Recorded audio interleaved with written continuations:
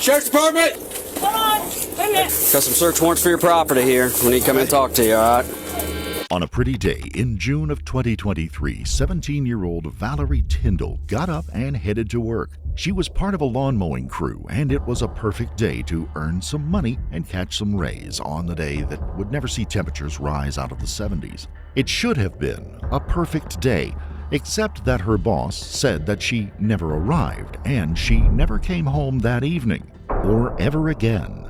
What happened to young Valerie Tindall on that fateful day? What kind of web of lies would have to be unraveled before justice could be served? You're here today because Valerie Tindall, who's been missing or run away since June 7th. She got out of the car and got in with another guy. That was the last time you seen her? Yes. And she was pissed because the boy dumped her. She talked him into taking her back, just so she could dump him a week later. What happened to Valerie? Valerie got carried away. She was going to tell everybody that I was making moves on her. Things got out of hand.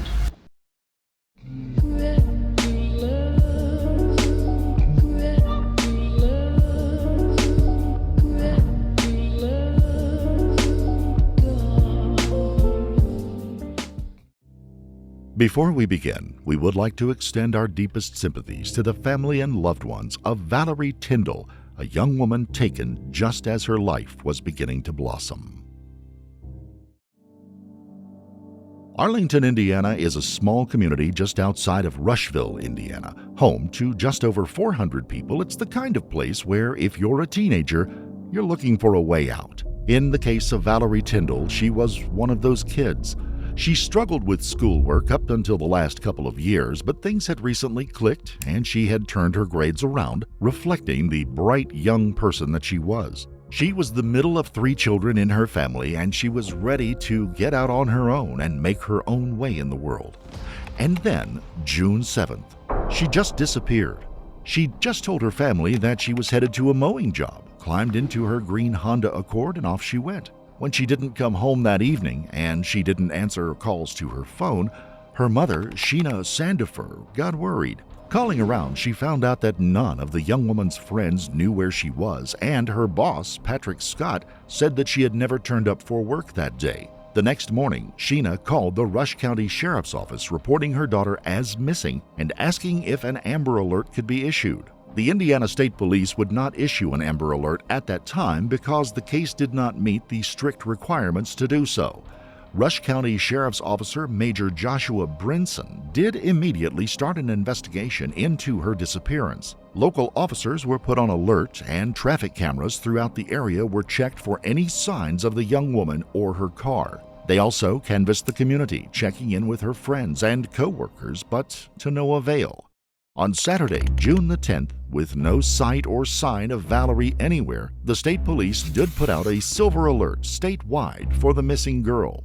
Rush County Sheriff's Department is asking for your help finding a missing 17-year-old.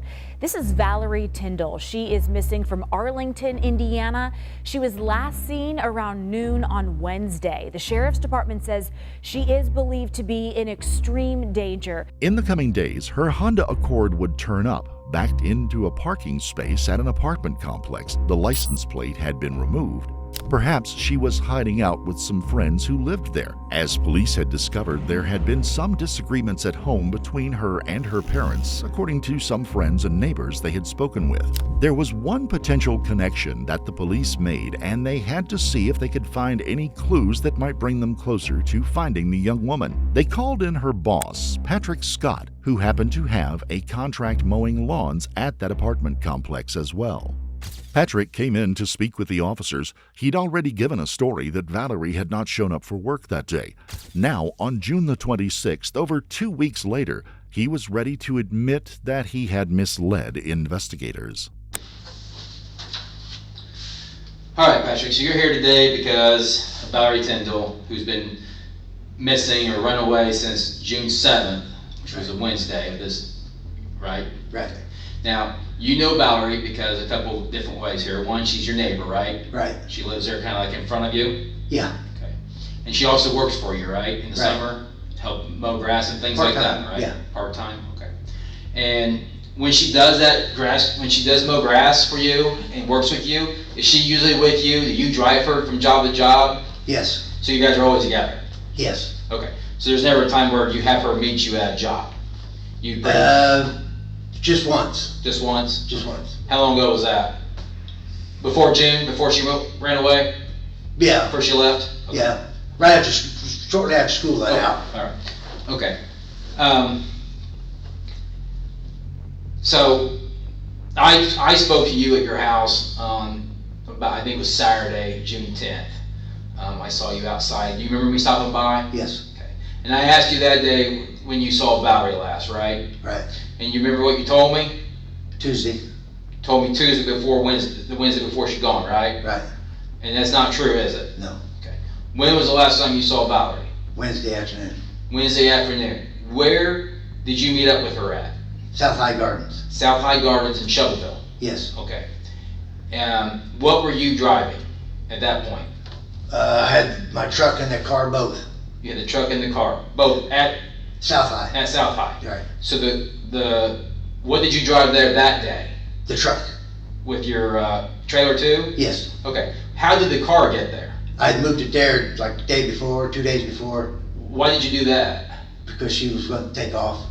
So you gonna give her a car to use? No, I was just going to give her a ride. Okay. So she called you on Tuesday? No, she told me a couple days before she was going to leave. Okay. So she had I didn't think she'd go through with it, but she did. Okay. So she planned this with you. Well, she planned it. I just You helped went her. along. You just went along. Yeah. This was certainly a new wrinkle. Had the young woman been planning to leave, perhaps with a boyfriend? So you're already there. Were you there mowing when she showed up on Wednesday? Yes, Okay. So you're at South High Gardens mowing grass. yes, And she shows up in her car, her green Honda Accord. right. Okay. Then I take it you stop mowing. Well, I was already done. You're done. Okay. And you met up with her, right? Right, And what? She got in the Ford Taurus with you, right, and you guys left South High Gardens right. and left her car there, Yes, along with your truck and trailer. yes, Okay. From there, you came back to Rush County. Is that right? right. Okay. And on your way to Rush County, was she on her phone, using her phone? She texts a lot. She don't talk on it much. Right. But she was using her phone. Yeah, she She's communicating. texts all the time. She's right? doing something. Yes. Okay. And did you know where you was taking her before that day? Well, I thought we was going back to Rushville, but we stopped in Homer's where we went to. Okay, so she had you stop in Homer. Yes. Okay. And what happened in Homer? She got out of the car and got in with another guy. Okay. What kind of car did she get in? They just kind of a pale blue car is all I know. Pale blue. Right. Model, I can't tell you, I don't know. So you say pale blue, does that mean it was dark Um, or bright? Light? no, not dark. It would be, I guess kind of in here, like maybe a little darker than this right here. Okay. All right. That's So when you dropped her off at Homer, where was that at again? right where the old garage used to be on 44. The old garage used to be on 44. Okay. You know what I'm talking about, that Yeah. pole barn, just right at the end of that drive. We come off, pulled right up there. Okay. Okay. So on the east side. That's on the east side, right? Yes. So she got out there. Did she take her phone? Yes. Okay. And she got in this pale blue car with this guy. Yes. What does this guy look like? I have no idea. I didn't see him. Okay. Could you tell that, was he by himself? Yes, from what it looked like. And then from there, when you dropped her off, where did you go? I went back to the house. Went back to the house. Your house. My house. In Arlington. Yes. Okay.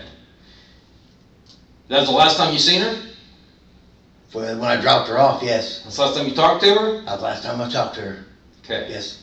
After the officer let Patrick know that they found Valerie's car, Patrick admits that he moved it to a second location to make sure that it would be safe until she needed it. He said he did not remove the license plate, though.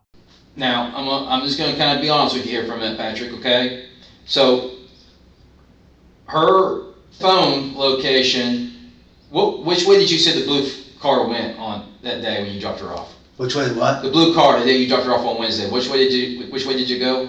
It turned like it was going out 44 toward Rushville. Okay. Did you actually see it turn left or right on 44? No, because that's the way it kind of was angled, and I turned and I just went right on up the pike. Okay. Did you ever notice it following you, being behind you for any reason? No. Okay. So we know, just from you telling me right now and confirming with other things that we know, I know where her phone was at during that day, during that time, before it was shut off. Right. And it was shut off closer to Arlington, not Homer. Okay. Okay. All right. And actually, she actually sent a message just before she shut it off, and that put her closer to Arlington. Okay. She sent a message? Yeah. So it's very important right now that you tell me the truth, that she wasn't with you at that point. No, she wasn't with me. Okay. Because here's the deal. I mean, if you're helping her, No. if you have been helping her, this is the time to stop and now tell us where she's No, at. I have not helped her. But if she would have showed up at a job site asking for money, I would have given it to her. Did you do that? I would have. I haven't. Okay. Because I know she's got to be out of money. She got in the truck one morning a couple weeks ago, and she was pissed. I knew she was when she got in the truck because of the way that she was texting. I mean, she would violently text me. She then said, I asked her, I said, are you mad? And she was pissed because the boy dumped her. She talked him into taking her back, just so she could dump him a week later. Then he showed up at their house, I want to say Monday before she disappeared, and got his stuff. So she discussed this with you about her wanting to leave? Yeah, she's been discussing it for a long time. And did she discuss it prior to Wednesday, within a couple of days before Wednesday, about this idea of what she was wanting to do? I'll tell you the truth, I thought she was leaving Saturday night, because she said she was leaving Saturday. Yeah. Okay. Now the authorities were in a quandary. Had Valerie left with someone that none of her family or friends knew about? Had she been keeping a secret relationship, one that she would be willing to give up her college plans for? Could Patrick, who once told officers that she had never shown up for work and that he hadn't seen her on the day of disappearance, be trusted? Just in the intervening 2 weeks, Patrick had mowed at that apartment but chose not to tell police that the car was hidden there. The officer decides that this might be a good time to apply some pressure to Patrick and perhaps any ruse that Valerie might have been perpetrating. So you have no idea where this girl's at? No, I have none whatsoever. I swear to God, I don't know where she is. It is hard to believe you on that. I know. For the mere fact I know. You lied to us from the very beginning. I know. But I do not know where she's at. I really don't. We probably could have found her we probably could have found her. Right? Maybe. I don't know. Probably could have found her a lot easier, a lot quicker. The officer then asks Patrick to try calling all of the numbers he had for Valerie in his phone. Perhaps, if she sees the call is from him, she'll answer. One of the numbers had been reassigned to another person. Another announced that it had been disconnected, and the final said that she was not taking calls at this time. The sheriff's department, by this time, had already gotten a search warrant to T-Mobile for Valerie's cell phone location pings. They knew that while it did show that the phone was taken to a nearby town, as Patrick had said, there was something fishy about how it moved afterwards. If she had left with the boy, as Patrick had said, the last pings on the phone would have been headed out and away from her hometown. Instead, the cell phone towers indicated that she had moved back to Arlington, where both she and Patrick lived. So do you understand? Like, here's a scenario that rolls out in my head. Okay, here's what I'm thinking. I think you and her talked a lot. I don't think she got along with her parents very well, and I think you know that too, right? And I think that she wants to leave. Okay, I think she wants to leave her mom and dad's, and I think you know that as well. And that's what she's always implied, right? She was leaving. She always says she's leaving, right? Right. The scenario that plays out in my head is that you were willing to try to help her somehow, which obviously you did. I mean, semi helped her a little bit, just from what you told me. Now, I think it's further than that. I think you helped her more than what you're telling me. That's just how... I didn't. I haven't. Just how it looks. It's how it looks. It's how it feels. Everything kind of shows that. It just seems weird to me, that you didn't want this young girl to be found right away. If you did, you would have told us right away when we talked to her. or when we talked to you.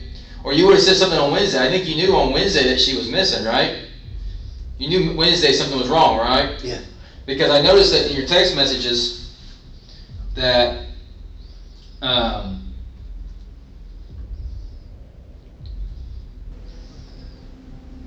me find it here real quick.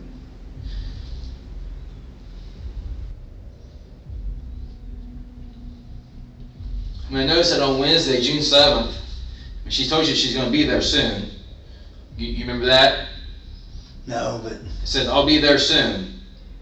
Okay?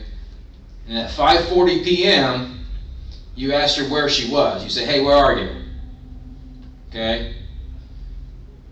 Why did you ask that? I wanted to find out where she was at. Had you talked to her parents already before this message? No. When did you talk to her parents? Exactly. I know you did at some point. 6:30, 7 o'clock. On Wednesday? Yeah. So on Wednesday, her parents talked to you. Yeah, her mom. Her mom did. Yeah. And told you that she was at home. What did she tell you? Wanted to know if she was still working. And what did you tell her? Said no, she didn't work today. Okay. But you didn't want to tell her that you saw her, though, right? No. Why not? She said she wanted to go. She said she wanted to go, so you're helping. You're trying to help her. Don't want to dime her out, right? Right. Okay. What makes me believe? What can you do to make me believe that you're still not trying to not dime her out right now? I'm not trying to get her in trouble. I don't want to get her in trouble. I mean, I could have got her in a lot of trouble with her dad, but I didn't want to. Okay. I mean, he's pretty mean with her. Okay. So you see the scenario in my head is that you're this nice guy. You're kind of like a father figure to her, probably. She probably looks up to you a little bit, maybe. I don't know. Maybe she does. And you're trying to help her. Okay. So the best way you can help her right now is if you know exactly where she's at, is to tell me where she's at. I do not know. I swear to God. Any idea at all? Nope. Nope. I thought she went to Illinois. I really did. I thought she took off that boy to Illinois. And the last time you saw her or talked to her was that day, June 7th, when you dropped her off at Homer. Wednesday, yeah. So if we go back and look around and we find that what if we go back, what if we have a camera right there we can look at and we don't see that being true? How would you answer to that? How is it what? I said, what if we go back and find a camera right there in the area? What if someone had a ring camera or something like that, or had surveillance footage, and we go back and we look at it, and that's not true. There's no blue car there that you dropped her off at. Because I'm sure That's where I dropped her off. I'm sure there's plenty of surveillance there. I'm sure we could probably look at. What is it? There's probably plenty of surveillance in that neighborhood we can probably look at. Okay, and I'm sure that that's probably what's going to happen. Okay, and so if we do see that, if we do find that surveillance and we see it, and this doesn't come back to being what it is that you're telling me, okay, now you prolong this longer. Right. Is this going to help you or is it going to hurt you? It's not going to hurt me. Well, it would if you're not telling me the truth. Right. So that's what I'm asking you. Before we do all that, you're telling me the truth. You dropped her off Yes. in Homer Yes. on June 7th. Yes. Haven't seen her, heard from her since. And I swear to God, I thought by now she would have showed up somewhere asking for money. Patrick had given them a lot of information to work with and some leads to follow up on. They let him go and get back to his life and continue the search. Over the next month, those leads would turn up little to no information. Could Patrick have been lying to them again? The lie he told before couldn't be washed away, and now the somewhat shaky story he had given was looking even more flimsy.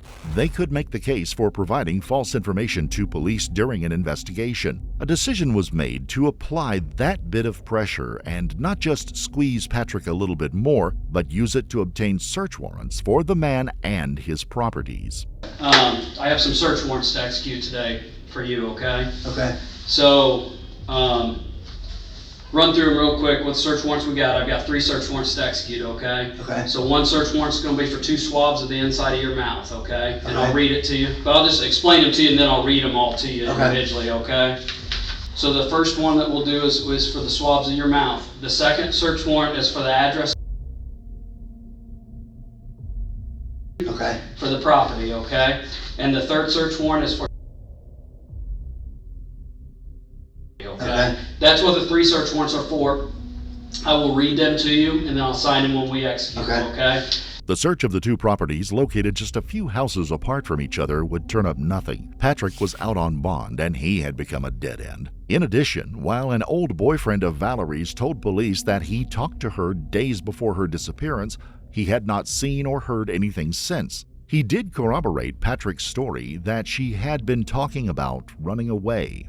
There had been a moment where investigators and family members thought a glimmer of hope could be found when Valerie's Instagram account went live for just a few minutes. Investigators, however, quickly learned that it had been her younger sister logging into the account in hopes of providing some kind of an update or finding some kind of connection. It was just another dead end along a path that was running out of opportunities. Tips and potential sightings would dribble in over the next coming months, some from as far away as Chicago, but each would be ruled out in turn. For all intents and purposes, Valerie had vanished, whether by her own design or from something more sinister. There was one last possibility, and that was a piece of land that featured a deep pond on it, a piece of land that wasn't that far from Patrick's properties. On October the 11th of 2023, when teams of cadaver and rescue dogs were used to search the area in hopes of finding any signs of the young woman, it was late in the day when the cadaver dogs caught the scent of a dead body. It was indistinct and seemed to be coming from the pond. Divers were sent in and sonar scans were performed, but no body was found. The next day, however, detectives looked over aerial scans of the area searched. They noticed a patch of disturbed ground right behind a shed on Patrick's second property. The cadaver dog handlers had suggested that the water within the pond could have carried the scent of a dead body from someplace nearby. Could they have found the final resting place of Valerie Tindall? It would take a month to get all the proper warrants, search teams, and assistance from the FBI together. On November 28th, they would descend upon the property while another officer would head to arrest Patrick, at first under charges of concealing evidence.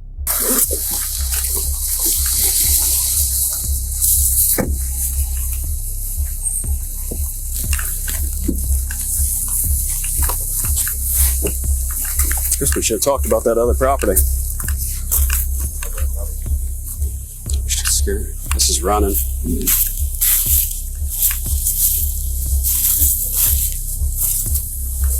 Ready? Yep.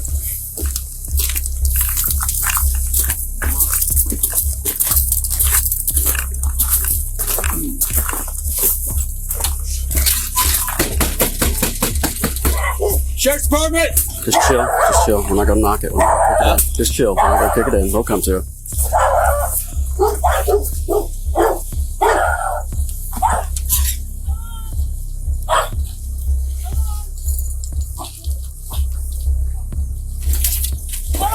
Hey, Patrick. Hi, guys. What's going on, Patrick? You all right? Yeah. Got some search warrants for your property here. We need to come in and talk to you, all right? Okay, let's go on in. Back at the Sheriff's Department, it's time for Patrick to offer up his fourth story to police. Detective Meek, having been down this road before with Patrick, decides to encourage the man to just come clean. I think deep down you love Valerie, and I know you love your family, okay? So I decided that when I come in that door just now, that I'm going to give you an opportunity to explain the why, okay? Because we have her in the box, okay? Wrapped up multiple times, taped up in the box of the OSB and the 2x4s that you bought, next to the box that we talked to you earlier about that had the porn videos in it. Had what? Had the porn videos in it. We got her in the box next. So you know we have found her. And I didn't want to bluff you on that. I wanted you to know that. And as you're sitting there tearing up wanting to cry, all right? So, I'm going to read you your rights. This is the opportunity for you to explain the why. At your residence, we have you, Linda, and Elizabeth are the 3 adults that live on that property. Okay? Own the properties. Let me rephrase that. Because it's at that storage shed. It's not the house. So you, Elizabeth, and Linda live there. You are the 3 that have access to that property. Okay? You are the three that have the potential to bury Valerie Tindall. Patrick, today's the day. The family deserves this closure, and you deserve this closure. Do you hear me? You deserve this closure because this has ate at you. We can tell that every time we talked. All right. So I'm going to advise you of your rights, and I'm going to ask you one question. Okay? Explain to me what happened to Valerie, and explain the why. Because we deserve it, and everybody else deserves it as well. Okay, and I got a question for you before we go any further. Why did they pick up Linda? We're going to talk to her too. She lives on the property. We're going to talk to Linda as well. Because here's the deal, Patrick. How do we know what happened to her? You both live on the property. So we have to talk to everybody on the property. Does that make sense? But I'm giving you the opportunity to explain to me. They don't know nothing. Okay. Well, this is your opportunity to explain it to me. And this is, does that make sense in an investigation? 3 people on the property, right? Well, they don't ever go down there. Okay. But that's 3 people on the property. It's registered to your daughter. Yeah, I know. I bought it and give it to her. Okay. So that's why I want to give you the why today, Patrick. Here's the deal. We've got it. Okay? Now I want you to think that right now is the moment of the compassion. And you're going to have to find it, but it's there. And you should care about it. Okay? The detective reads Patrick his rights and gives him an opportunity to explain what happened. Are you wanting to talk to me? Well, I do. I mean, What happened to Valerie? Valerie got carried away. Doing what? Huh? Doing what? Doing what? Mm-hmm. Just lay it out to me. Lay it out to me. What happened to her? She tried to blackmail me into buying her a car. Okay. And what happened? She thought she was going to seduce me and it wasn't going to happen. Things just got carried away. Well, explain that to me. What's that mean? Does Linda know about it? Nope. Okay. Nobody knows. It's your chance to tell me what happened. She tried to seduce me and I wasn't going to have it. But what happened to Valerie? That's where you're stopping. What'd you do to her? What'd I do to her? What'd you do to her? Tell us what you did to her. Strangled her. With what? A belt. Okay. And then what'd you do with it? I moved her into the office Okay. How long was she in there? till the next day. Okay. What did, where's the belt at? It's gone. Okay. You left her in the office till the next day. Then what happened?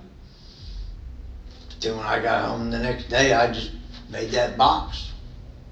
Okay. What about the hole? The hole was already dug.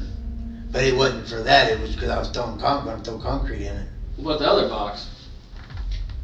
Just put shit in it. Well, did you build 2 that day? No, just built one. So you strangled her. What room were you in when you strangled her? Right there by my bedroom. Like in that little entryway? Had you and Valerie been in a sexual relationship? Never. Okay. So you said she tried to seduce you for the car. Well, explain to me what happened. She was wanting to come on to me. Did she say she was going to get you in trouble, or? Yeah, she was going to tell everybody that I was making moves on her. Okay. I wasn't going to have it. Okay. It just, things got out of hand. Where'd the belt come from? It was mine, I had it on. You had it on? Okay. So explain to me what happened there in that room. Like, how'd you get the belt on her? I was fighting her off and I took it and threw it around her. Why were you guys fighting? Because she was trying to she had tried to take her clothes off. Okay. And it wasn't going to do it. Okay. And then you guys got in a fight? Yeah, kind of a pushing and shoving thing right there. Okay.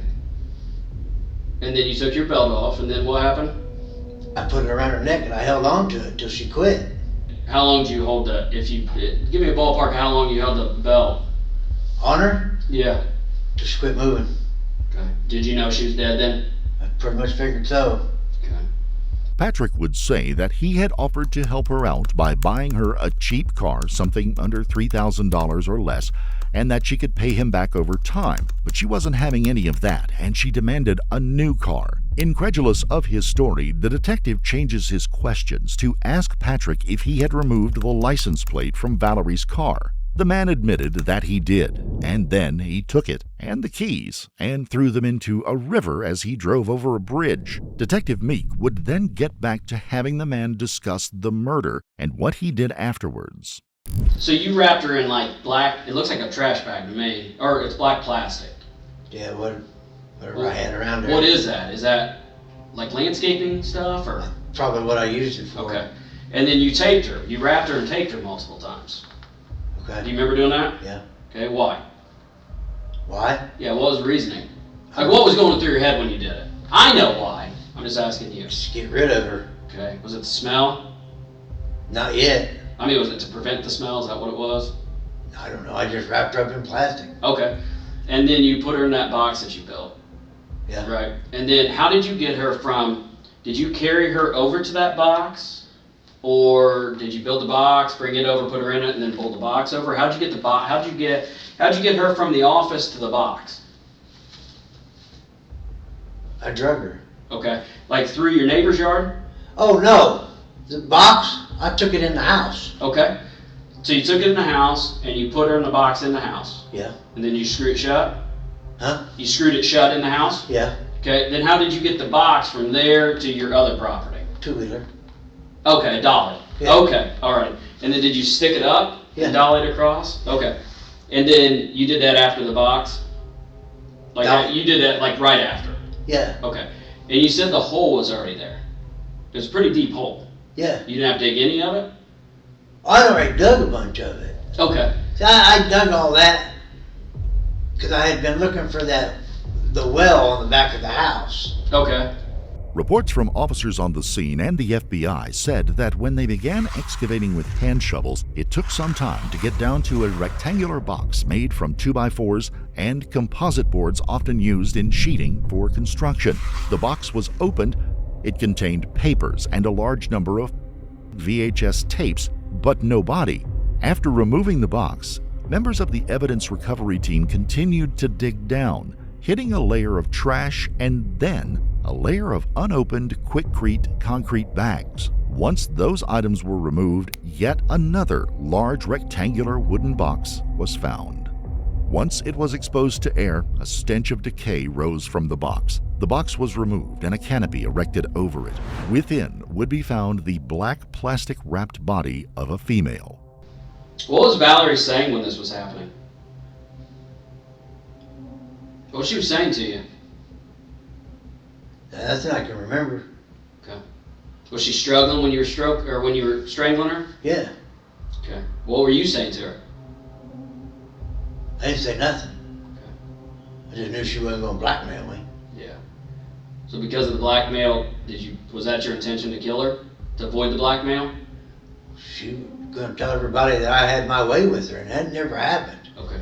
So then, was that your plan? Like, if you were going to be blackmailed, right? Right. So was that the reason? Was that the plan to kill her? No, that just kind of happened. Okay. Patrick, is there anything I haven't asked you think is important? No. I need you to paint the picture for me. So I'm not there, so I need you to paint the picture for me. But I think this had to feel good getting this off your chest, right? I guess. You seem like a good guy. Like, I don't understand. Like, that's got to bother you, right? That you killed Valerie? Well, I wasn't too crazy about it. Okay. Patrick Scott, 59 years old, operator of a lawn care business, father and friend of the parents of Valerie Tindall, would be charged with her murder. He would maintain that he had acted alone and agreed to a plea deal to avoid trial. He would be sentenced to 57 years in the Indiana State Penitentiary. Valerie's parents would speak with the press just after the announcement that she had been found and that Patrick had been charged. She used to like to go visit boys that she didn't know on the internet. She was And I tried to get her to stop doing that because it's dangerous. And it didn't work. Come to find out it was the boss, not the boys.